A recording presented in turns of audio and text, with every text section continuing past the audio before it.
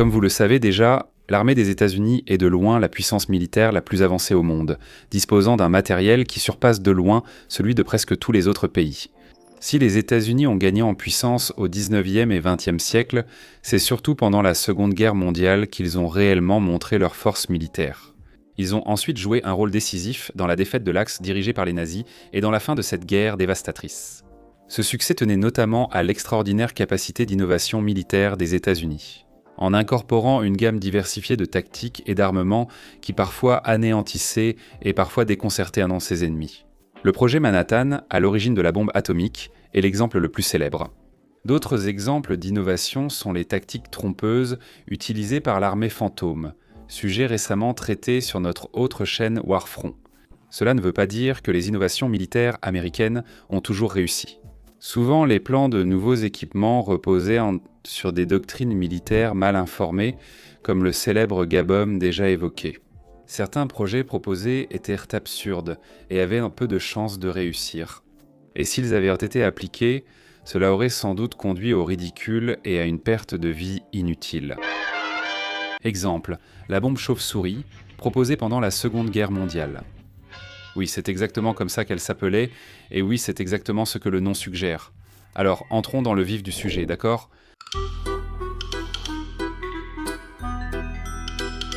En janvier 1942, la guerre de Segawa battait son plein.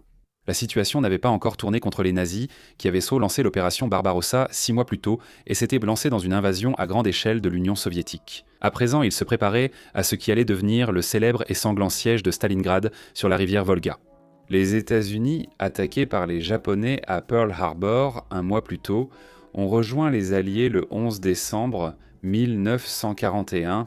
Les machines de guerre américaines lancées, la mobilisation et l'accumulation d'armes s'intensifiaient.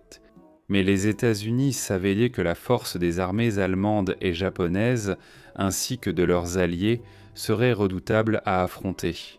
Nonobstant la résistance significative déjà opposée par les Britanniques et les Soviétiques dans leurs théâtres de guerre respectifs, 6 mois après la déclaration de guerre américaine, le projet Manhattan prendrait forme, consacrant les contributions de certains des plus grands esprits scientifiques de l'époque à ce qui allait devenir l'une des armes les plus destructrices imaginables. Quelque chose qui ne serait utilisé qu'une seule fois dans l'histoire pour mettre fin de façon décisive à la résistance acharnée des Japonais à l'été 1945. Cependant, en attendant, les États-Unis semblaient prêts à considérer des idées militaires bien plus farfelues. Pas par des gens comme Robert Oppenheimer et Albert Einstein, mais par des personnes comme Lytle S. Adams, un dentiste de Pennsylvanie.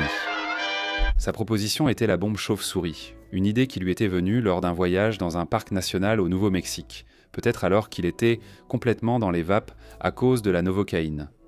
Nous n'avons pas d'explication. La bombe chauve-souris, même jamais utilisée, fut sans doute l'une des idées de guerre les plus extravagantes jamais imaginées.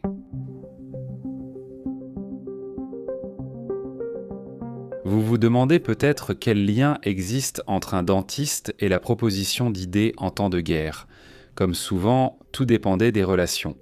Adams connaissait la première dame Eleanor Roosevelt, épouse du président Franklin D. Roosevelt, élu 4 fois.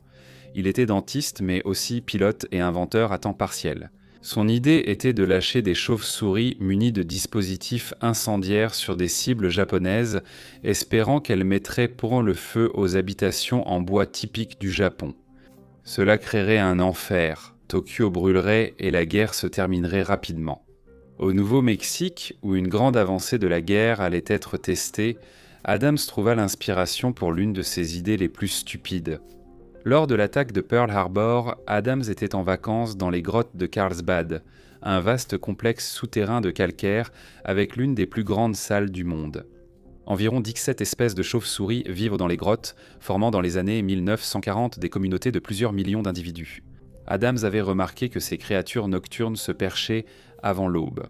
Cela lui a donné l'idée que si un engin incendiaire, comme du napalm par exemple, pouvait d'une manière ou d'une autre être attaché à ces animaux, et qu'ils étaient relâchés dans l'environnement urbain densément peuplé et hautement inflammable de villes comme Tokyo, alors toute la ville pourrait être réduite en cendres en un instant. Adams était un peu fou, mais son idée, sans tenir compte de sa moralité, avait du mérite. Les maisons japonaises, principalement en bois, prenaient facilement feu lors d'une attaque incendiaire efficace. Le plan d'Adams d'utiliser des chauves-souris ainsi, bien que peu humains, serait en théorie économique et rapide à appliquer. Selon ses lectures, les chauves-souris étaient très fortes et agiles, capables de porter jusqu'à 3 fois leur poids en vol. Autrement dit, une chauve-souris de 9 grammes pourrait porter un appareil de 30 grammes, devenant ainsi un messager mortel de guerre. Si cette méthode était utilisée efficacement, il suffirait de capturer quelques centaines de milliers de chauves-souris, de leur attacher une sorte de cocktail Molotov, puis de laisser leur trajectoire de vol faire le reste. Cela a aidé qu'Adams n'ait absolument aucun respect pour la vie de ces créatures, les décrivant comme la forme de vie la plus basse, associée dans l'histoire aux enfers et aux régions de ténèbres et de mal. Il a ajouté « Les raisons de sa création restent inexpliquées. À mon avis, Dieu a placé depuis des siècles des millions de chauves-souris dans nos clochers, tunnels et cavernes pour attendre ce moment. Pour jouer leur rôle dans le plan de l'existence humaine libre et pour contrecarrer toute tentative de ceux qui oseraient d'en profaner notre mode de vie. » Adams a présenté ses idées farfelues à la Maison-Blanche début 1942. Pour lui, les chauves-souris étaient des nuisibles, un don de la Providence, pour aider les États-Unis à infliger une punition implacable aux Japonais pour leurs actions à Pearl Harbor. Comme nous l'avons dit, il était au moins un peu fou. Un tel plan ne semblait pas nécessiter 3 ans de développement, contrairement à la bombe atomique. Adams pensait aussi qu'on pouvait exécuter le plan sans causer de lourdes pertes humaines. Il pensait que cela pourrait raser les habitations japonaises ainsi que l'industrie, mais permettrait à la population d'échapper en grande partie à l'enfer avec leurs vies intactes. Bref, une arme rapide, économique et ingénieuse pour l'arsenal militaire. Écoutez, rien de tout cela ne s'est avéré vrai, mais nous y reviendrons plus tard. En fait, le mois suivant la soumission de la lettre par Adams, Louis Freiser, chimiste à Harvard, a inventé le napalm, un liquide inflammable et économique, utilisé ensuite pour incendier des populations militaires et civiles au Japon et au Vietnam. Grâce à cette invention liée à la drogue, le président Theodore Roosevelt a soutenu l'idée d'Adams, affirmant qu'il n'était pas fou. C'est peut-être une idée folle, mais elle mérite qu'on s'y intéresse.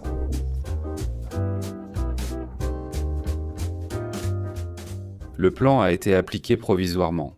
Le premier défi consistait à trouver un type d'engin incendiaire suffisamment léger pour être transporté par les agents nocturnes de la mort, malgré leur capacité à transporter une charge utile décente. Aucune arme de moins de 2 onces, 56 grès n'existait. Le docteur Pfizer fut alors sorti de son laboratoire à Harvard pour chercher une solution. Pfizer conçoit vite une bombe au napalm de 17,5 grammes avec minuteur. La prochaine étape est de choisir la chauve-souris adaptée à la mission. Adams sollicita des chercheurs du musée d'histoire naturelle de Los Angeles, apparemment car il avait de la famille sur place. Il a été décidé que la chauve-souris à queue libre du Mexique, l'une des espèces les plus communes en Amérique du Nord, serait la plus adaptée à l'opération.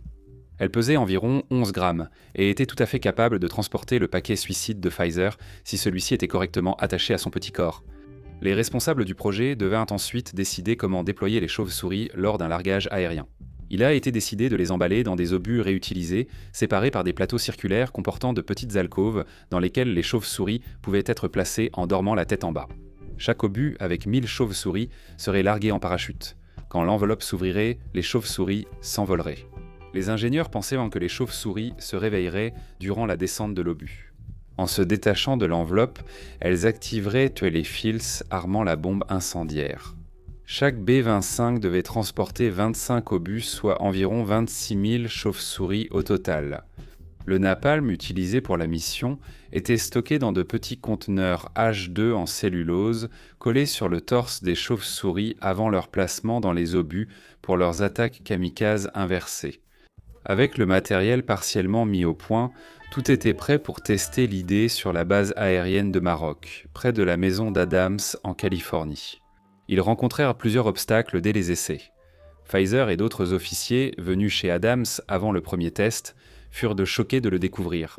La réunion top secrète s'est finalement transformée en dîner, réunissant de nombreux amis d'Adams. Le dentiste n'avait réuni qu'environ 150 chauves-souris au lieu des 3000 prévus. Le premier essai ne s'est pas mieux déroulé. Une fois déployées, les chauves-souris, enfermées dans la coque de la bombe, ne se sont pas réveillées de leur sommeil et sont tombées directement au sol, à environ 600 mètres plus bas.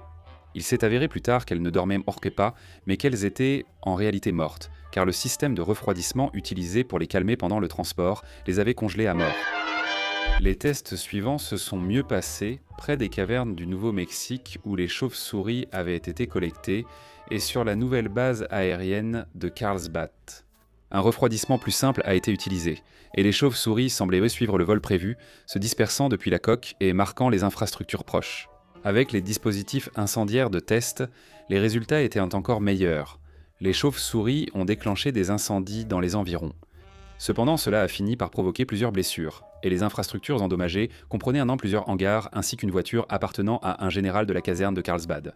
En raison du secret du projet, peu de personnes de la région étaient informées des essais. Les hommes sur place n'ont sûrement pas été impressionnés par leur installation militaire, qui a pris feu spontanément. En 1943, le projet passe sous la supervision des Marines, et Adams en est évincé. Les essais ont été renommés Projet X-Ray, et les Marines ont veillé à ce que des mesures de sécurité appropriées soient mises en place, menant d'autres tests en Californie et dans l'Utah, après que ceux-ci semblaient donner des résultats positifs continus.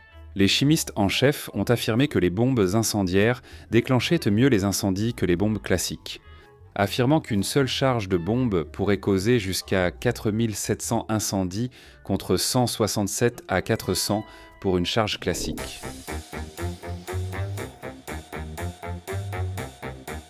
Cependant, début 1944, les essais s'éternisaient et le projet X-Ray n'était toujours pas autorisé en conflit.